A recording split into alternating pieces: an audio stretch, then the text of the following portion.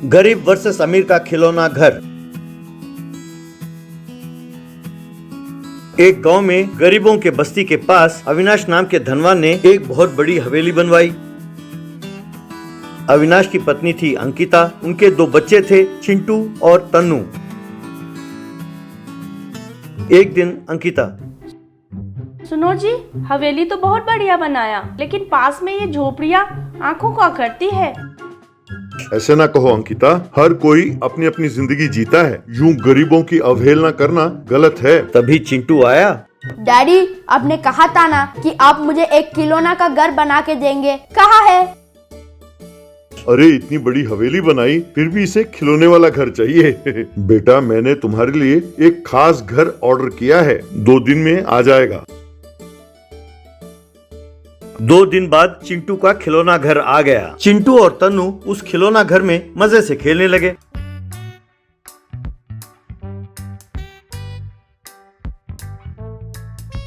तभी बस्ती का एक गरीब लड़का भीकू वहां पहुंचा। भीकू, अरे वाह, तुम्हारा खिलौना घर तो बहुत बढ़िया है। मैंने ऐसा घर कभी भी नहीं देखा। क्या मैं और मेरे दोस्त यहाँ खेल सकते हैं?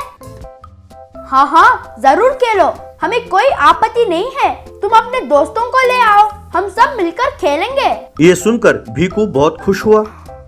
तभी अंकिता वहां पहुंची। क्या कह रहे हो चिंटू? एक तो उन आवारा बच्चों को अंदर आने दिया और कहते हो उनके साथ खेलोगे। कहकर भीकू से, तुम्हारी ये हिम्मत कि हमारे घर के अंदर आ गए? चुपचाप बाहर जाओ, फिर कभी यहाँ आने की हिम्मत ना करना। चलो जाओ जाओ। भीकू बेचारा दुखी होकर वहां से चला गया। अगले दिन चिंटू गरीबों की बस्ती में गया। वो वहां भीकू और उसके दोस्तों से मिला। सॉरी भीकू, कल मेरी माँ ने जो कहा उसके लिए मैं तुमसे माफी मांगता हूँ। मैं अपने खिलौने घर को यहाँ नहीं ला सकता, लेकिन मैं तुम सब के लिए बढ़िया सा खिलौना घर बनाकर दे सकता हूँ। क्या तुम लोगों के पास ईंट, रेत सब कुछ है? वो सब हमारे पास कहाँ है? हम गरीब हैं। वो सब खरीदने के लिए हमारे पास पैसे नहीं है। भीकू, तुम्हारे पिताजी करते क्या है? गांव में मेरे पिताजी का एक पंचर की दुकान है। तब तो तुम्हारी दुकान में बेकार पड़े बहुत सारे टायर होंगे, है ना? तुम वो सब ले आओ, मैं उनसे एक बढ़िया सा घर बनाकर दूंगा। वो जाकर टायर ले आए। चिंटू ने उन टायरों का एक खिलौना घर बनाया।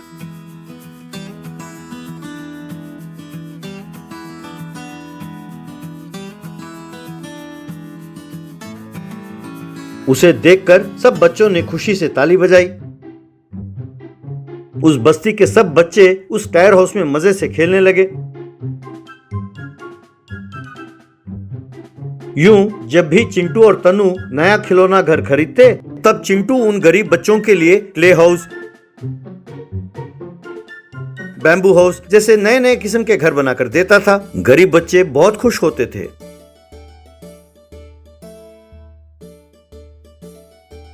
एक दिन अविनाश अंकिता से, मैं बर्बाद हो गया, लुट गया, बिजनेस में भारी नुकसान हो गया, अब हमें ये घर बेचकर पूरा कर्ज चुकाना होगा। ये सुनकर अंकिता बहुत परेशान हो गई। कुछ दिनों बाद अविनाश का परिवार उसी बस्ती में रहने लगा। अंकिता भीकू और उसके दोस्तों से, मुझे माफ कर देना बेटा, ये सोचकर कि तुम गरीब हो मैंने तुम्हारा अपमान किया। मैंने अपने बच्चों को तुम्हारे साथ खेलने नहीं दिया, इसलिए भगवान ने हमारा ये हाल किया है। मुझ पर जो गुस्सा है हमारे बच्चों पर ना उतारना बेटा, प्लीज उनके साथ दोस्ती कर लो। आप चिंता ना करो आंटी, आपने हमें दूर रहने को कहा था, पर चिंटू और तनु हमारे साथ हमेशा खेलते रहे हैं। क्या आप जानते हैं कि चिंटू ने हमारे लिए कितने सारे खिलौना घर बना के दिया है? ये दोनों हमारे बेस्ट फ्रेंड्स हैं। चिंटू, तनु, चलो खेलते हैं। ये सुनकर अंकिता बहुत खुश हुई। बड़ा होकर चिंटू एक बहुत बढ़िया कंस्ट्रक्शन इंजीनियर बना। बहुत ही कम खर्चे पर अच्छे अच्छे घर बनाने लगा। एक दिन एक प्रेस रिपोर्टर, मिस्टर चेतन, आपने कंस्ट्रक्शन इंडस्ट्रीज को एकदम बदल दिया। आपने गरीबों और मिडिल क्लास लोगों के लिए कम खर्चे में आलीशान घर बनाकर देने के लिए दुनिया भर में बहुत मशहूर हुए हैं। ये सब बनाने की प्रेरणा आपको कहाँ से मिली? क्या आप जरा बताएंगे? जब मैं छोटा था तब मैं टायरों का, बैम्बू का, लकड़ी के फट्टों का, यूं कई किस्म के खिलौने घर बनाता था। वही अनुभव आज मेरा काम आया है। यूं उसने अपनी जिंदगी की कहानी उस पत्रकार को बताया। ये सुनकर सबने ताली बजाई। Hide and seek.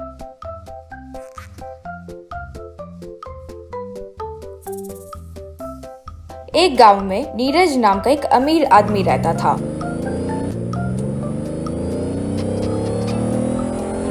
उसके सोनू, गुड्डू, लकी नाम के 3 बच्चे थे।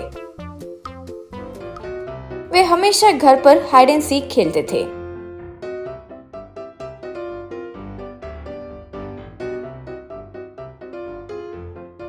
नीरज हफ्ते में एक बार बड़े सूटकेस में घर पर पैसे लाता था। ये सब मक्कन नाम का चोरों के गुम का नायक ने देखा। सोनू हमेशा हाइड एंड सीक गेम में जीतता था, क्योंकि गुड्डू, लकी फ्रिज में, बिस्तर के नीचे ऐसे छिपते थे। लेकिन सोनू अपने पिता के लाए सूटकेस में से पैसे निकालकर अलमारी में रखकर उसमें छिप जाता था।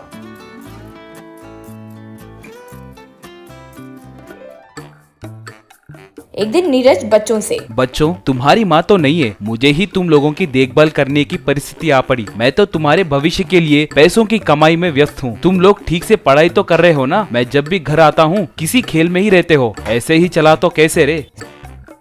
डैडी, आप फिक्र मत कीजिए, हम अच्छे से ही पढ़ रहे हैं। हम वीडियो गेम्स वगैरह नहीं खेल रहे हैं। होमवर्क पूरा होने के बाद शाम को अच्छे से हाइड एंड सीक गेम खेलते हैं, बस। ओके बच्चों, कल मैं जरूरी काम से शहर जा रहा हूँ, परसों आऊंगा। तुम ध्यान से रहना। आया तुम लोगों को अच्छे से ही खाना वगैरह खिला रही है ना? ओ हाँ, बहुत स्वादिष्ट बना कर देती है डैडी। आप आराम से जाकर आइए।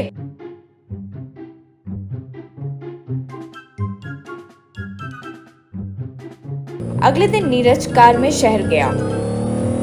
वो देखकर मक्कन अपने आदमी से, रे, यही ठीक समय है। आज रात हम इस घर में चोरी करेंगे। एक सूटकेस चुरा लिए तो हमारी जिंदगी सेटल हो जाएगी। आज रात इस घर में सिर्फ बच्चे ही रहने वाले हैं। हमारा काम बहुत आसान हो जाएगा रे। सारे चोर बहुत खुश हुए। उस रात गुड्डू सोनू से, भैया नींद नहीं आ रही है, हम हमेशा की तरह हाइड एंड सीक खेले? ठीक है रे, अब तुम्हारी बारी। मैं और लकी छिप जाएंगे, तुम हमें ढूंढकर पकड़ो, ठीक है? गुड्डू दीवार के पास 1 2 3 4 यूं गिनती करने लगा। सोनू जाकर पिता के सूटकेस में छिप गया। लकी बिस्तर के नीचे छिप गई। इतने में मक्कन के गैंग वाले घर में घुसने लगे। गुड्डू भाई बहन को ढूंढते हुए घर के छत पर ऊपर गया। मक्कन का गैंग सोनू जिस सूटकेस में छिपा था उसे ले गए। अंदर सोनू को कुछ समझ नहीं आया। वे उस सूटकेस को अपने गुफा में ले गए। रे, कल सुबह ही हम ये सूटकेस खोलकर पैसे बांट लेंगे, ठीक है ना? वे खुशी से हाँ बोले। कुछ देर बाद वे सब गहरी नींद में चले गए। सोनू सूटकेस से बाहर आया, गुफा से निकल गया, सीधा पुलिस स्टेशन गया। एसआई को पूरी बात बताया। तुरंत पुलिस वाले उस गुफा के पास आकर मक्कन गैंग को अरेस्ट कर लिए। अगले दिन नीरज घर आकर, रे, अभी अभी पुलिस वालों से बात किया। कब से जिन चोरों की तलाश थी, कल तुम लोगों के हाइड एंड सीक खेल के वजह से पकड़े गए। कह रहे थे हमारे पैसों को तो बचाए, ऊपर से बड़े चोरों के गुम को भी गिरफ्तार करवा लिए। तुम लोगों को हैट्स ऑफ करता हूँ रे। तीनों बच्चे बहुत खुश हुए।